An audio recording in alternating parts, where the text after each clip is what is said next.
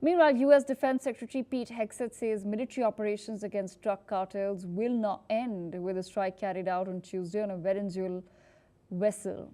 Speaking exclusively to Fox News, Hegseth stated that the Pentagon has assets in the air, at sea and on ships, signaling more operations can be executed in the coming future. These comments come after U.S. forces killed 11 suspects in the Caribbean, striking what officials described as a drug smuggling boat linked to the Tren de Aragua gang. Moreover, U.S. President Donald Trump has confirmed the action, calling it a kinetic strike ordered under his direction. A video shared by the Pentagon shows the vessel moments before being covered in fire and smoke. Trump has also accused that the group was operating under Nicolas Maduro's control and warned traffickers not to target U.S. waters. The strike is the first known operation since Washington deployed warships to the southern Caribbean earlier this year. With us on the broadcast is Mr. Raymond Vickery, former U.S. Assistant Secretary of Commerce. Mr. Vickery, interesting developments taking place as far as America and its neighbors are concerned. What do you make of this strike? Well, thanks very much for having me. Peace, like war, must be waged, and it requires a strategy, and it requires partners.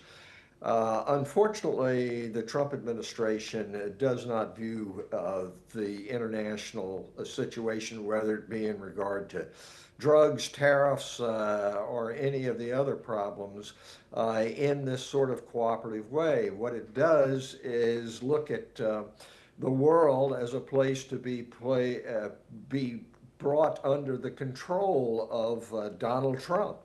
And everything is about a transaction. It's not about relationships. So, as has been said, when your only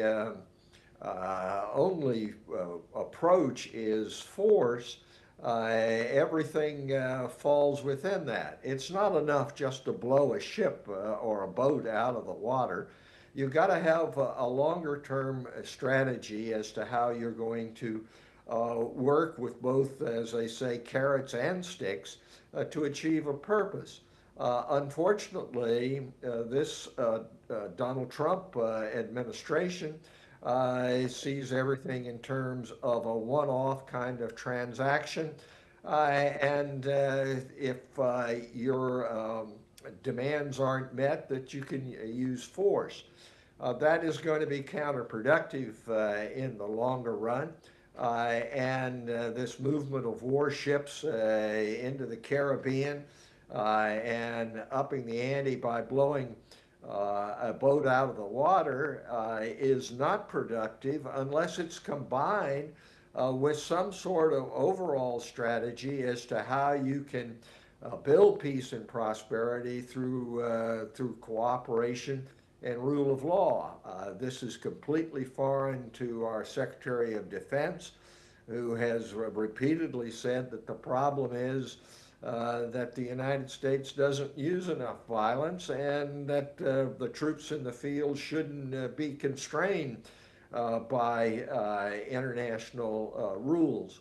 So this is of a piece with what the Donald Trump administration is forging worldwide, and it wouldn't be too serious if it's just limited to one boat trying to smuggle from South America, but unfortunately it's indicative of the overall approach of this administration to international affairs.